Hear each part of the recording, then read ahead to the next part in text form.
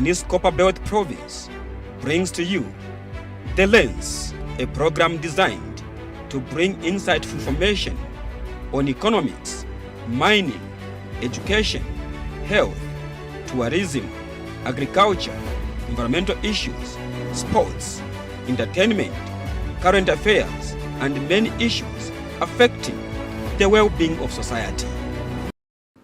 Welcome to The Lens. I'm your host, Penelope Chansa. From the Ndola studios on The Lens today, we are featuring Citizens Economic Empowerment Commission Director General, Dr. Muwe Mungule.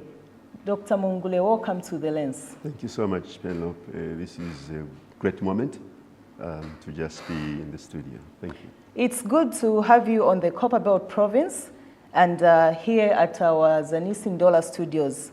Dr. Mungule, we want to find out, when was the CEEC Commission established? The Commission has been in existence now roughly for about 16 years, established in 2008. So we've been around for quite some time. Okay, good to hear. And what is the mandate of the CEEC? It's really very broad. It's a broad-based economic empowerment of the targeted citizens and enterprises, because we're not just focusing on individuals. The mandate of the Commission has we call nine empowerment pillars according to the Citizens Economic Empowerment Act, number 9 of 2006. Among those 9 pillars, we focus on access to finance, which seems to have been kind of unnecessarily or inadvertently overriding. But that's just one of the 9 things, functional mandates that we should have been running with. The others include instigating skills development and transforming society, orienting our society on the trajectory for entrepreneurship development, and also fostering corporate governance, as well as instigating joint ventures between foreigners and locals, as well as ensuring that Zambians participate in the ownership of economic assets. The targeted citizens, this is their country, this is their economy. So they need to be involved in owning economic assets. So broadly, these are very key aspects that the Commission is supposed to really be pursuing. Interesting mandate that you are pursuing there. According to you, how has CEEC fared since its establishment? Have you lived up to people's expectations? That's an interesting question, Penelope. I'll unpack it. Expectations, and have we lived to those expectations? Basically, Zambians expect quite a lot. The empowerment initiatives have been interesting all the way from inception. The key challenge we faced, first of all, I think is internal, in that as a commission, the focus was on access to finance. I think that really was an inappropriate veering from the broader perspective. So in terms of expectations, but it seems the public are looking for capital. Generally, the SMEs are looking for financing, and we have that challenge in our country. They also expect that beyond financing, they should also benefit from the other empowerment initiatives, including capacity building as regards skills, entrepreneurial as well as business skills. Have we lived up to those expectations? Yes and no. Yes, in the sense that generally we have tried to steer the Commission along the planned path. As we speak, we have taken on board all the 9 pillars, and we're busy running with those. We're pursuing the implementation of the 9 pillars. The key challenge has been operational capacity. the Commission has not been adequately funded from inception, actually. And you may wish to know, Penelope, from inception to date in terms of empowerment funds, the Commission has received up to about in the upwards of 1.2 billion kwacha over the 16 years. The painful truth is that more than 70% of that money has been received only in the past 3 years, from 2022. That is with the beginning of the new government. There were periods, or years rather, in which the Commission was not even funded for the empowerment funds, was not given the money.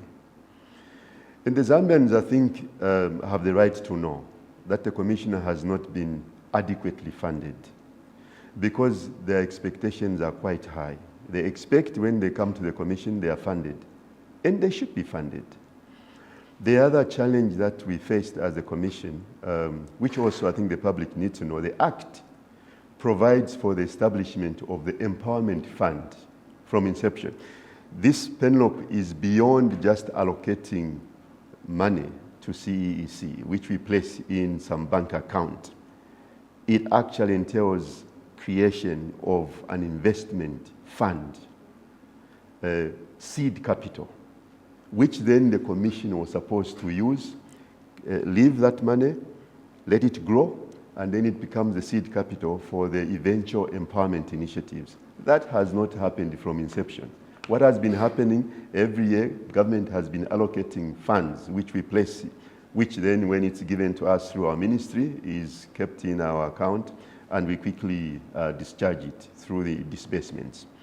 That is a big challenge. That's a material issue because that's a gap provisioned for by the Act, but not actualized. But we are hopeful that this will soon be actualized because we have started talking about it, and for us, we think it's a material issue and it's an urgent matter. The other challenges have to do with the operational capacity. The financing, again, for operations, that has been a challenge. But again, this government is committed to ensuring that these aspects are addressed, and we are happy for that. So have we met the expectations of, it's a yes and no situation from the perspective of my response. Okay. For an upcoming entrepreneur out there, for a marketeer at Sokoni Market who is hoping CEC, when we hear CEC, we definitely think these guys, these people will empower me. Now, when you say the Commission has been poorly funded, do we see at this stage where we are, do we see light at the end of the tunnel? Is there hope for a marketeer out there? Is there hope for an upcoming entrepreneur out there? That's a fundamental issue you are raising. But I must hasten to say, yes, there is hope. There is plenty of hope. The empowerment funding, the operational funding issues, this government is addressing those.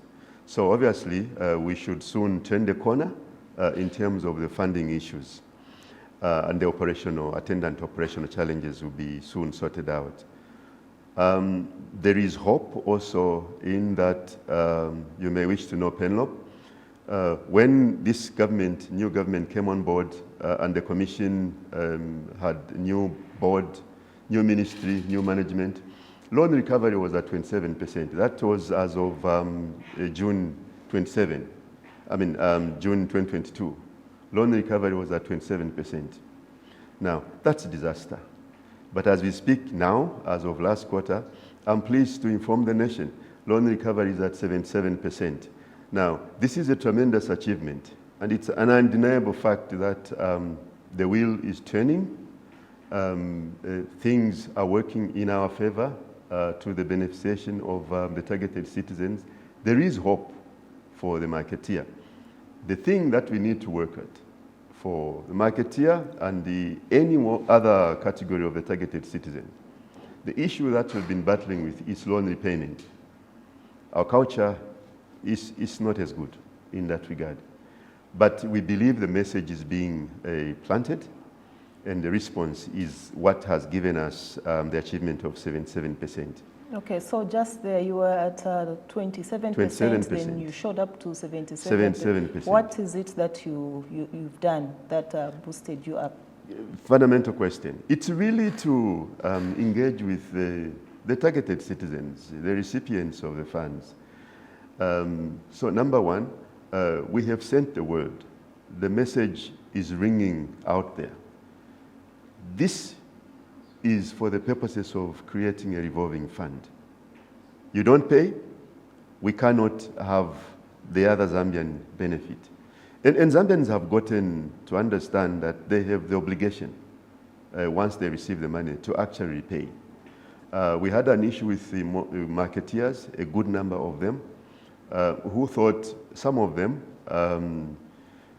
wanted to take it that the funds they got were not actually loans, even after explaining to them that these were loans. But I think the message is sinking.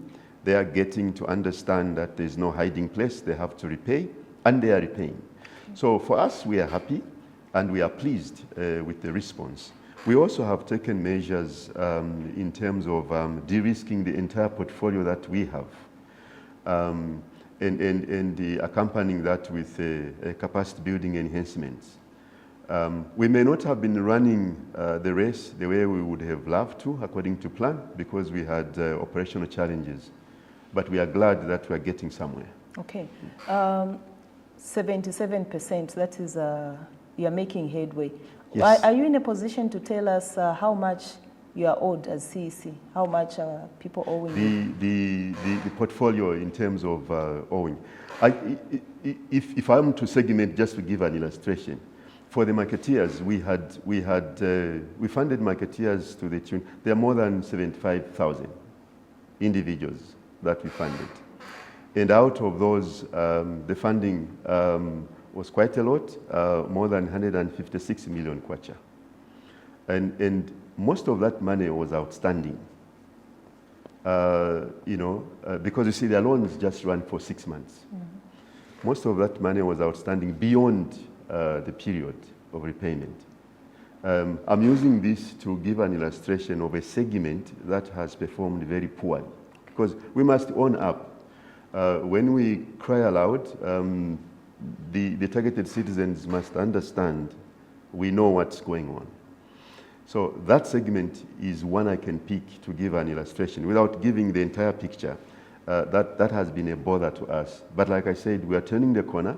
They are coming out now in numbers to repay, and we are reducing the amount owing.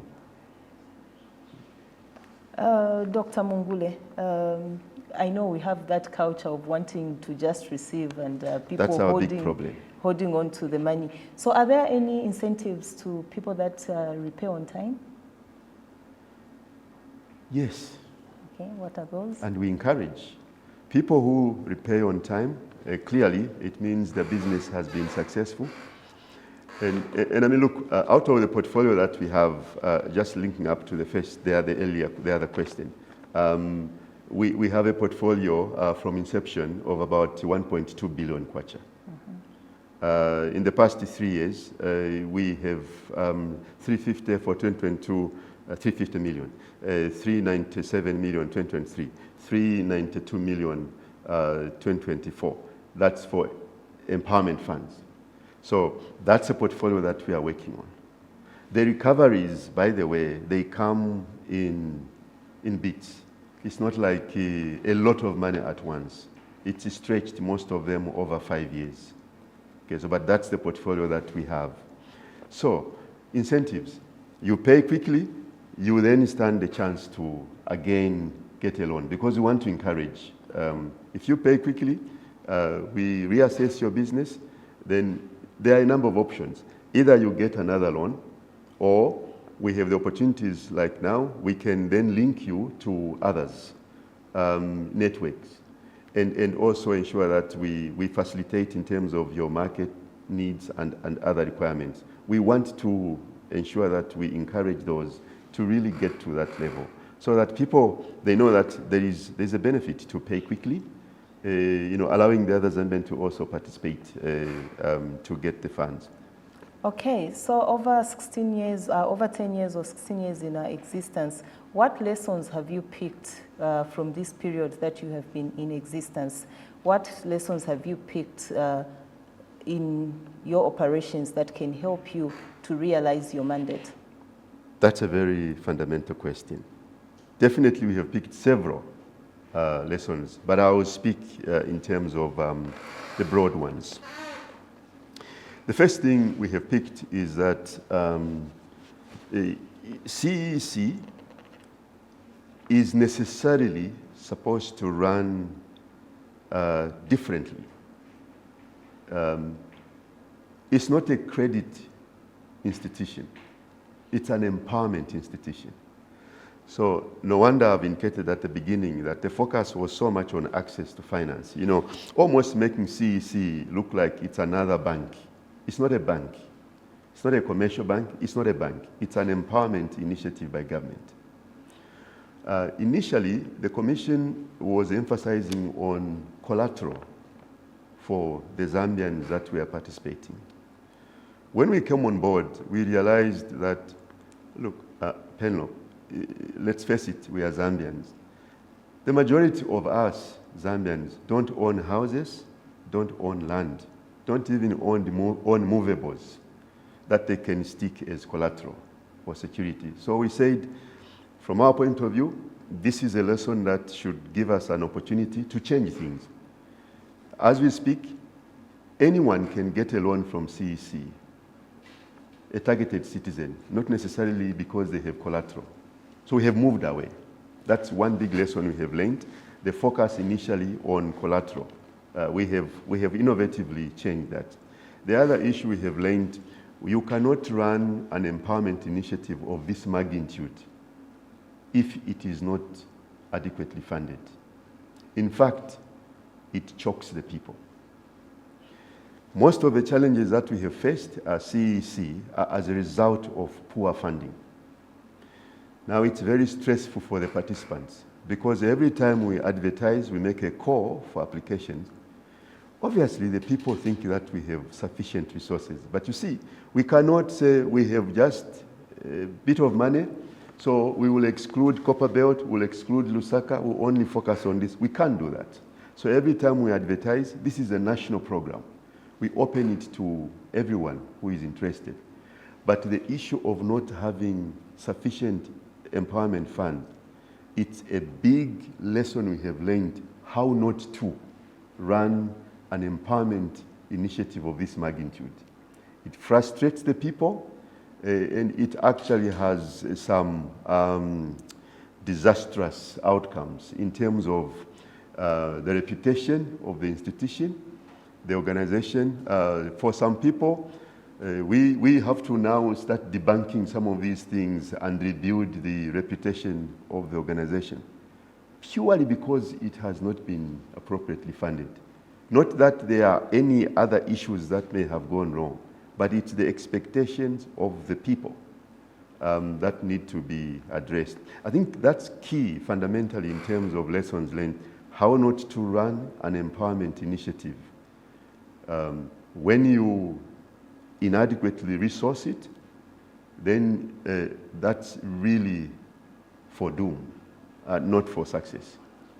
Thank you very much, Dr. Mungule. Well, our dear viewers, if you're just joining us on The Lens, today we are featuring Dr. Muwe Mungule, who is CEC Director General here at the Ndola Studios. You have passionately spoken about the inadequate funding. What would be the ideal situation in terms of funding for CEC to operate as it should operate? Very good question, and I'm glad you asked it. Like I said earlier, first things first, the Commission needs to have an empowerment fund. That must be placed as seed capital. We don't touch it. We put it as an investment fund which must run its course to make returns. And then we start reaping from those returns for empowerment purposes, let's say after 3 or 5 years, okay? Then what do we do in the interim? In the interim, government continues to fund CEEC as it has been doing. so that we can then continue to leverage on that while waiting for the seed capital to have appropriate beneficiation. That's important.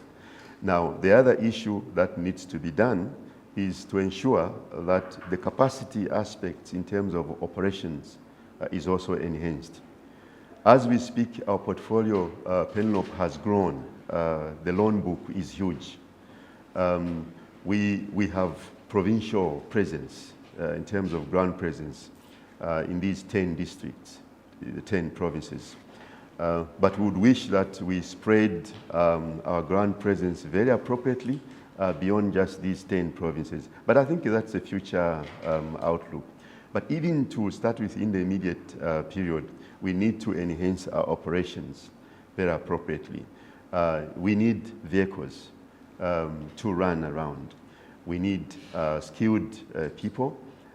For now, I can say at least we are grateful that the majority of the resource that we need, the skills, we have those. Now it's just a matter of enablers that would help us, the tools, the equipment, the vehicles to run around and pursue these. The other thing that we need is you understand that all these aspects I've talked about, it's government.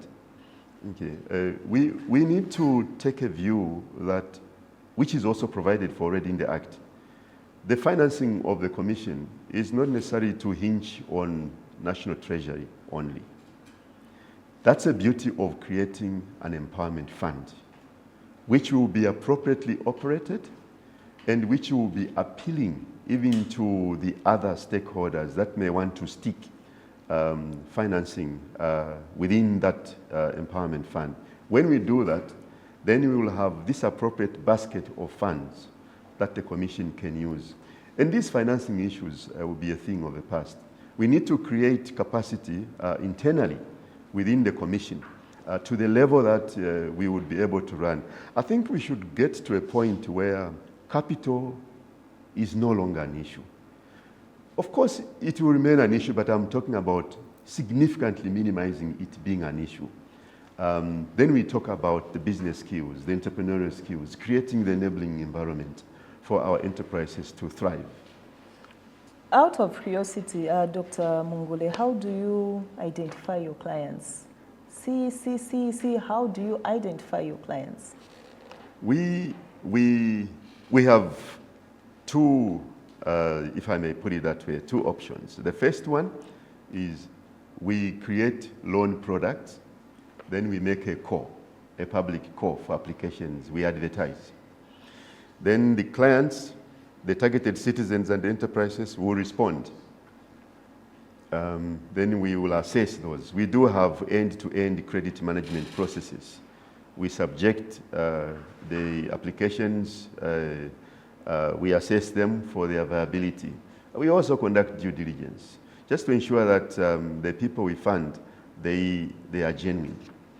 The second window is unsolicited. Penelope, we don't want to claim that we are a reservoir of wisdom. We are not.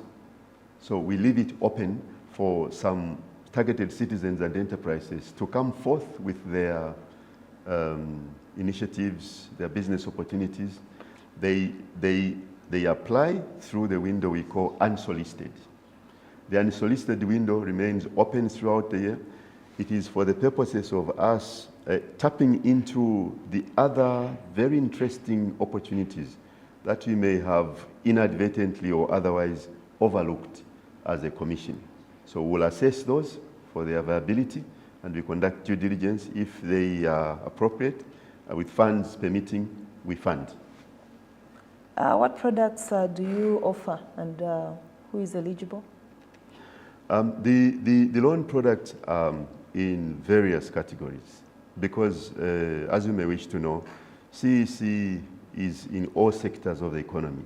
So we try to have, when we create products, we look at that broad perspective. By the way, we target 40% the youth, 40% women, and then we have 15% the people with disabilities. Then we have the men, also another percentage. The products are various. Like 2022, 2023, just to mention a few, we had products to do with the agro-processing, agricultural mechanization. We had products for those in auto mechanics. We had products in construction, in tourism, in mining. So they're really broad. And so in this respect, we take into account that there are so many of these targeted citizens, but we still need to leave a window where they also individually bring their applications for us to consider. Okay, Dr. Mungle, we are in an era where we have the deficit in the energy sector, and we are in this situation that we have found ourselves in as a country. As CEC, this, I believe, gives us an opportunity for people to invest in the energy sector. Are there any products that you would want to bring along those lines? Yes, that brings me to the point why I'm actually in the province. Because we have very specifically designed products, including the solar ones. We have by the way, we have gone into this load shedding and drought mitigation drive even previously through agricultural mechanization and irrigation, and then providing solar hammer mills. You have seen our minister going around launching hammer mills and other initiatives. The products that we have at the moment, the advert is running, closing the end of this month. We have a product, Penelope, for markets to provide solar, and this will be off-grid initiative. Primarily, initially focusing on Lusaka province and Copperbelt province. We will pick specific markets with large numbers in terms of marketeers, and we provide them with these solar solutions. It's a product that we give to a market, but it's a group financing that the individuals then, through their structures, will work out the repayments. We'll do it together with them so that we can finalize it appropriately. We understand the markets are largely owned in most of these places by the local authorities. So we are also working together with the Ministry of Local Government just to see how we can appropriately structure that. Our target is the users, not the owners of these premises. Then we have another interesting product for saloons, another solar initiative, where we're targeting those, particularly the women. I believe they are the ones who own salons. We're providing another little but off-grid solar solution for their energy needs. Those running barber shops, and that also includes providing them with the rechargeables, the machines they use, the hair cutting machines. We have that opportunity. But this one, we also want to include the car wash, and also those in the smartphone or phones in general for their solar needs. But let me add, we have other interesting products that are also currently being advertised. One is we think we should merge willing, homogeneous enterprises in a given province. There are far too many SMEs, Penelope, even here, doing exactly the same thing. But when you look at their product offerings and the quantities, they fail in many ways. So we're saying, look, if you are willing, you come together out of your many small enterprises, we create one very appropriate enterprise. And we fund you big with working capital and equipment, processing, so that you can access not just the local market, but the global market also. I think for us, that is a game changer. We want to change the narrative of SMEs and cooperatives in our country. The other one is where we would like those that feel they have very nice products, even as they stand alone. We have an opportunity for them we would like them to prepare to pitch competitively. We will go province by province. And I think this will help us also to address the equitability of the empowerment fund, the way we use it, province by province. So we'll go in each province, we'll have a panel of industry experts who will be the judges, and the winners will be funded by CEEC. I must mention that we have received overwhelming interest by collaborating partners, commercial banks also, and other key players. Because you see, this is a game changer. We are trying to create special purpose vehicles in terms of enterprises that will be highly de-risked, and they are much more appealing for funding and for other support, including technical support. And I think these, for us, we are looking forward to actualizing this initiative. We also would like to instigate formation of joint ventures between the targeted citizens and enterprises on one hand, and foreign investors on the other hand. We feel it's time Zambians were assisted deliberately and proactively to get into joint ventures with foreigners. I think we should have this as a very deliberate effort, because most of our people, they may be running these businesses, but it's a little bit difficult for them to do it on their own. So we get involved.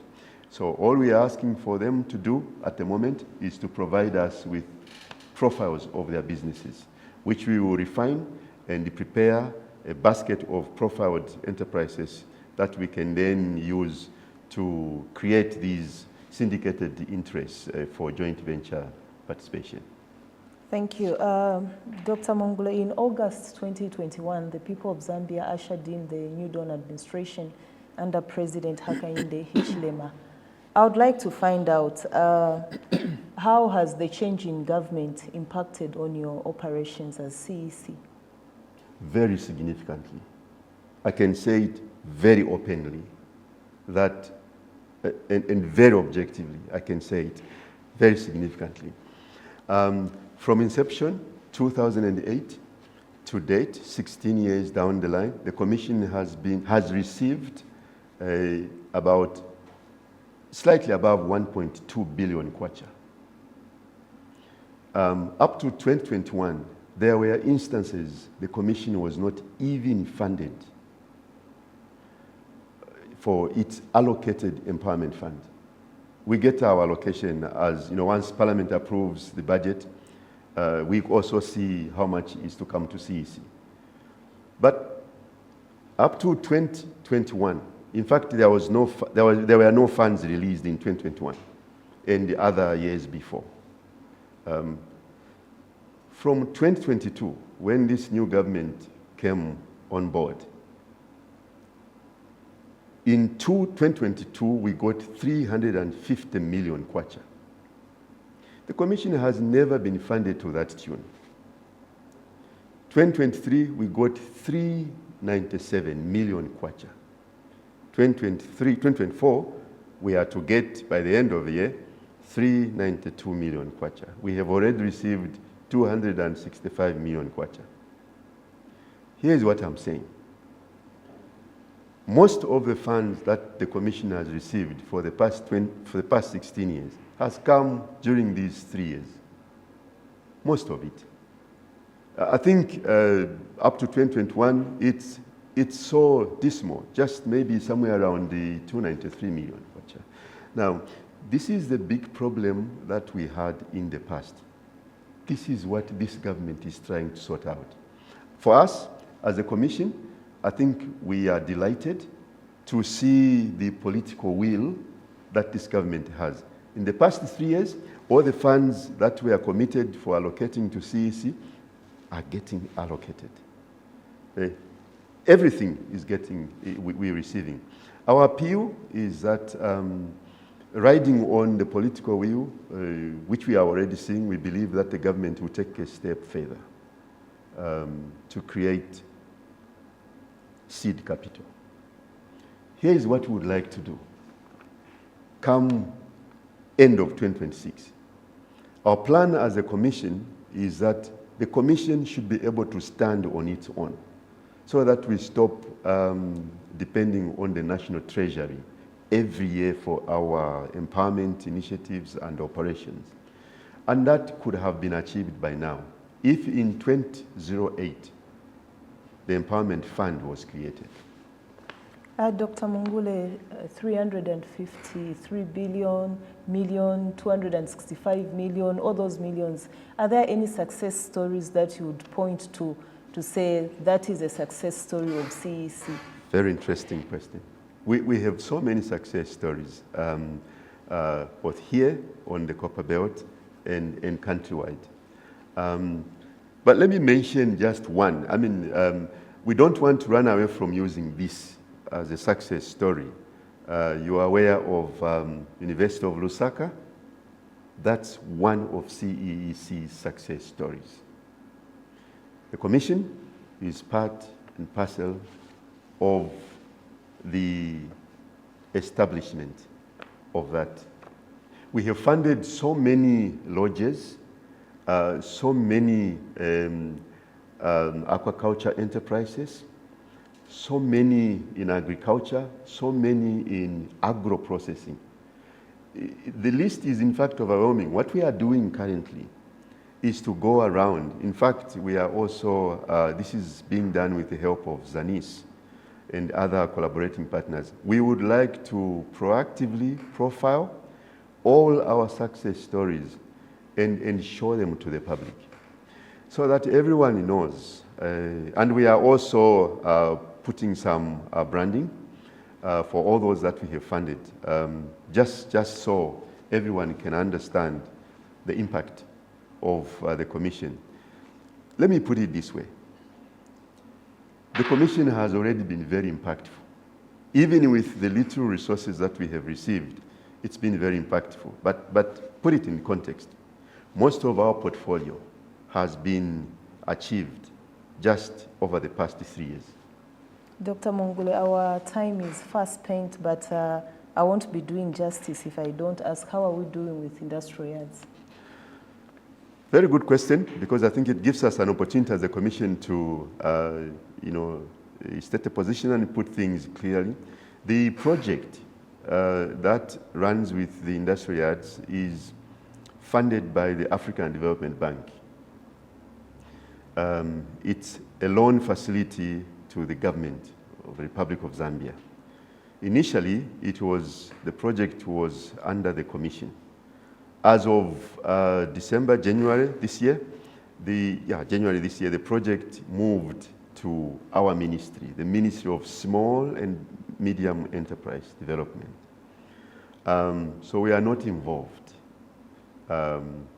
in operationalizing the commission. We are not in the industrial yards. We are not managing the industrial yards.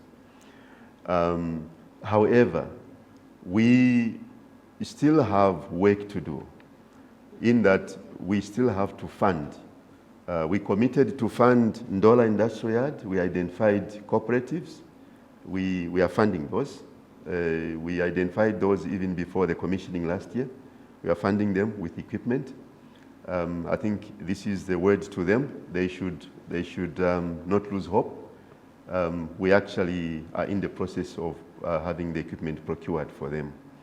The same for Kitwe Industrial Yard. We are funding them with equipment.